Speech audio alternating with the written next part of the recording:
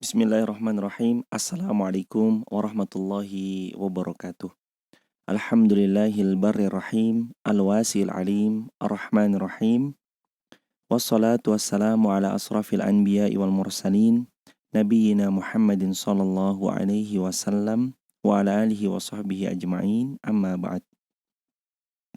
Teman-teman yang disayang Allah dimanapun berada, segala puji hanyalah milik Allah, Zat yang maha mulia lagi maha bijaksana. Zat yang karunia-Nya tiada terhingga. Kebaikan-kebaikannya begitu sempurna. Semoga sebagai seorang hamba kita selalu bisa mensyukurinya. Semoga kita diizinkan pula oleh Allah agar senantiasa memiliki iman yang istiqomah hingga kita diwafatkan dalam keadaan husnul khatimah. Kedua kalinya sholawat bertangkaikan salam teruntuk manusia yang paling mulia, baginda Rasulullah Muhammad sallallahu alaihi wasallam. Allahumma salli wa sallim wa zid wa an'im wa barik alaih. Teman-teman yang dimuliakan Allah Azza wa Jal, hari ini insyaallah kita akan membahas tentang 3 perkara yang mengikuti mayit. 3 perkara yang mengikuti seseorang yang telah meninggal dunia. Sebagaimana dalam hadis riwayat Imam Al-Bukhari dan Muslim dari sahabat Anas bin Malik radhiyallahu an. Adalah Anas bin Malik radhiyallahu an, beliau berkata bahwasanya Rasulullah sallallahu alaihi wasallam, baginda kita yang mulia, beliau bersabda, yatba'ul mayyita salasatun, akan mengikuti seorang mayit 3 perkara. Ahluhu wa maluhu wa amaluhu. 3 perkara yang akan mengikuti seseorang apabila ia telah meninggal dunia. Yang pertama, ahluhu, keluarganya akan ikut. Yang kedua, wa maluhu, dan hartanya. Hartanya pun akan mengikuti dia. Yang ketiga, wa amaluhu, amalannya akan mengikuti dia. Ketiga ini mengikuti seorang mayit tatkala seseorang itu telah meninggal dunia. Tapi kata Nabi, baginda kita melanjutkan sabda beliau yang mulia sallallahu alaihi wasallam, fayarji uthnani wa yabqa ma'ahu wahid. Fayarji ithnan, duanya kembali pulang. Dia menemani tapi tidak sampai ikut dikuburkan, melainkan fayarji, maka duanya kembali pulang. Yang satu menjadi tetap kekal membersamai dirinya sampai tiba hari kiamat itu datang. Kata Nabi yang mulia sallallahu alaihi wasallam, yarji'u ahluhu wa maluhu. 2 yang pulang itu adalah ahluhu, keluarganya, wa maluhu, dan hartanya, wa yabqa amaluh, dan yang tetap membersamai dirinya hanyalah amalnya saja. Satu saja, amalannya. Amalannya selama beliau hidup di dunia.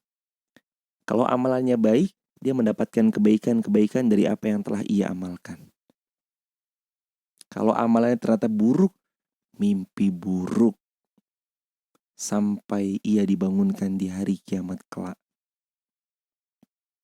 Teman-teman yang disayang Allah, ternyata Nabi mengabarkan dengan satu kabar yang luar biasa dahsyat, yang kalau kita mengambil pelajaran dari beliau, kita akan dapatkan sesuatu yang istimewa luar biasa. Di mana letak keistimewaannya? Saat Nabi yang mulia beliau mengatakan 3 perkara yang akan menemani mayit. 2 kembali, 1 akan tetap menemani. Dan ternyata fenomena apa yang Nabi sabdakan banyak terjadi setiap ada orang yang wafat meninggal dunia. Saat ada orang terdekat kita meninggal dunia, maka 3 akan mengikutinya. Amalnya ikut, keluarganya ikut, hartanya pun juga ikut. Ketika ada seorang tetangga meninggal dunia, maka ia akan mendapati keluarganya menangisi kepergiannya. Maka kita akan melihat bahwasanya orang yang meninggal dunia itu akan dihantar oleh keluarganya sampai ke liang lahatnya. Kemudian mobilnya akan dikeluarkan dari garasi untuk memberikan penghormatan dengan mengikuti mobil jenazah. Seseorang itu yang wafat ditaruh di mana? Ditaruh di mobil jenazah. Mobilnya yang bagus, yang selama ini dia cari hasil kerja kerasnya sendiri, kemana? Digunakan oleh ahli warisnya. Mobil itu hartanya. Menemani gak hartanya? Menemani. Hanya sampai mana? Hanya sampai parkiran tempat makam. Ikut dimakamkan gak mobilnya ke dalam liang lahat? Enggak. Ikut dimakamkan gak emas batangan yang dia punya? Enggak. Ikut dimakamkan gak handphone dengan seri terbaru, dengan harga termahal, dengan spesifikasi tertinggi yang dia miliki?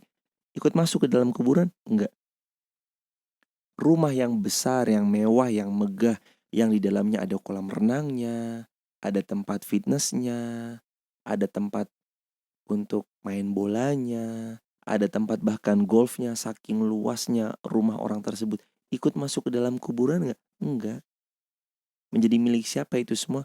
Menjadi milik ahli waris. Menjadi milik ahli waris. Lantas kemudian, apa yang terjadi kalau kita lihat di episode selanjutnya? Yang terjadi saat ketiga perkara itu menemani ahluhu, wa maluhu, wa amaluhu.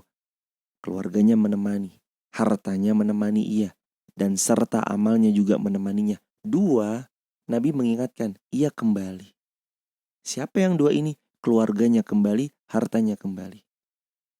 Saat selesai tubuhnya seseorang dimakamkan, tertimbun oleh tanah, keluarganya bersedih. Dia mendoakan, Allahumma gfir lahu warhamhu wa'afihi wa'fu anhu, dan seterusnya. Allahumma gfir laha warhamha wa'afihi wa'fu anha, dan seterusnya. Mendoakan agar beliau yang wafat meninggalkan dunia ini, Allah ampuni segala kekeliruannya, segala khilaf, salah dan dosa-dosa beliau, agar Allah ampuni. Setelah itu, apakah mereka akan tetap menemani di sana sampai hari kiamat itu datang? Dipeluk aja kuburannya? Enggak. 1-2 jam mereka mungkin tertegun karena ditinggalkan orang yang ia cintai. Begitu 2 jam lebih, dia akan pulang kembali ke rumahnya. Hartanya, mobilnya pun tidak akan terparkir selamanya di tempat pemakaman umum, di parkir kuburan. Enggak. Mobilnya dia kendarai, dibawa pulang lagi. Nabi yang mengabarkan. Kalau sudah Nabi yang mengabarkan, perhatian harus kita curahkan sepenuhnya terhadap hadis Nabi yang mulia Shallallahu Alaihi Wasallam. Bahwa kita saat meninggal dunia besok hanya punya satu perbekalan yang akan tetap menemani kita. Dan ia akan setia menemani kita sampai kita dibangkitkan di yaumil qiyamah. Apa yang satu itu? Amaluh. Amalan kita. Satu hal yang harus kita lakukan sejak dari sekarang adalah kita mempersiapkan amal soleh yang kelak akan menjadi peneman saat kita wafat meninggal dunia, masuk dikubur di dalam tanah. Siapa yang akan menemani kita? Keluarga sudah tidak lagi. Harta kita sudah menjadi miliknya ahli waris kita. Yang akan tetap tinggal menemani adalah amal soleh yang kita punyai. Maka siapa orang yang paling bahagia? Orang yang paling bahagia adalah orang yang nafasnya terhenti, namun pahalanya tidak pernah terhenti karena dia memiliki amal jariyah yang pahalanya terus mengalir ditransfer ke dalam kuburnya, walaupun orang tersebut telah wafat meninggalkan kita semua. Ini orang yang paling bahagia. Dia meninggal, tapi pahalanya terus mengalir padanya. Allahu Akbar. Allah, Allah, Allahu Akbar. Mau gak mau teman-teman yang disayang Allah, mau gak mau kita semua pasti akan meninggalkan dunia ini. Dunia akan kita tinggalkan. Istri yang kita sangat cintai pun akan kita tinggalkan. Anak-anak yang kita banggakan, anak-anak yang lucu menggemaskan, anak-anak yang begitu kita cinta padanya. Bahkan kita rela membelikan sesuatu untuk dirinya. Kita rela menunda kesenangan kita, menabung 1 rupiah, 2 rupiah, hingga terkumpul sekian rupiah, membelikan apa yang anak kita sukai, apa yang anak kita senangi. Kita siap mengorbankan itu semua. Tapi ingat, satu saat kita akan berpisah dengan mereka. Entah merekanya pulang duluan ke pangkuan Allah, atau kitanya yang akan lebih dulu pulang ke pangkuan Allah. Tapi yang jelas, kita semua akan meninggal dunia. Dan apa yang kita persiapkan untuk teman di alam kubur kita nanti? Ahluhu wa maluhu yarji'. Keluarga, harta, dia kembali. Fayarji usnan. 2 hal tadi akan kembali, kata Nabi yang mulia dalam hadis riwayat Al-Bukhari dan Muslim ini. Wa yabqa ma'ahu wahid. Dan yang akan tetap kekal menemani dirinya dalam kubur hanyalah 1. Apa dia? Amaluhu. Amalannya. Kalau amalan kita baik, kuburan itu akan menjadi tempat yang sangat menyenangkan. Kalau amalan kita buruk, sebaliknya. Teman-teman yang dimuliakan oleh Allah Azza wa Jalla, mari persiapkan kematian kita dengan amal saleh. Hari ini kita banyak diingatkan oleh Allah. Wafatnya orang-orang yang ada di sekeliling kita itu peringatan dari Allah agar kita bersiap-siap kalau sewaktu-waktu Allah panggil kita pulang ke pangkuannya. Agar kita bersiap-siap. Allah mengingatkan, ini ya tetanggamu udah meninggal duluan. Ini ya depan rumahmu meninggal. Ini ya sebelah kiri rumahmu meninggal. Nah, nanti ada gilirannya malaikat maut datang menjemput engkau agar engkau berpulang ke pangkuanku. Makanya engkau siap-siap ya. Nanti akan tiba giliranmu untuk pulang ke pangkuanku. Bersiap-siaplah. Dan berbekallah. Fa inna khairaz zadi taqwa. Sebaik-baik bekal adalah ketakwaan kepada Allah Azza wa Jalla. Kalau kita melihat hadis ini, kita akan senantiasa semangat beramal. Bahwasanya benar, amal itulah yang akan menemani kita di alam kubur nanti. Saat tidak ada lagi harta yang menemani kita. Saat gak ada lagi keluarga yang akan ikut terkubur bersama kita. Enggak, karena mereka masih hidup. Dan mereka harus melanjutkan perjuangan hidup mereka masing-masing. Sedangkan kita yang sudah wafat meninggal dunia, selesai.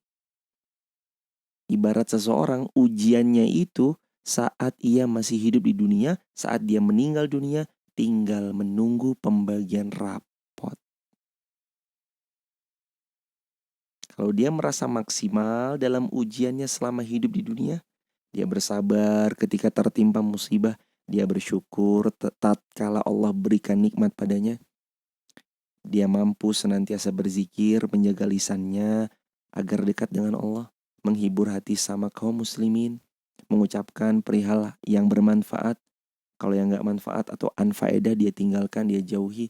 Dia gunakan kesempatan waktu yang dimiliki berbakti pada orang tuanya, berderma kepada sesama, menunaikan wajib-wajibnya, menghidupkan sunnah-sunnahnya. Semua beliau amalkan, beliau meninggal dunia. Selama beliau mengamalkan amal yang saleh, akan datang ketenangan hati, kenyamanan jiwa. Karena dia telah memiliki teman yang baik, yakni beramal saleh. Tapi kalau dia orang yang fajir, sejak saat ia dikubur, di alam kuburnya pun hal yang sangat menyedihkan akan terjadi pada dirinya.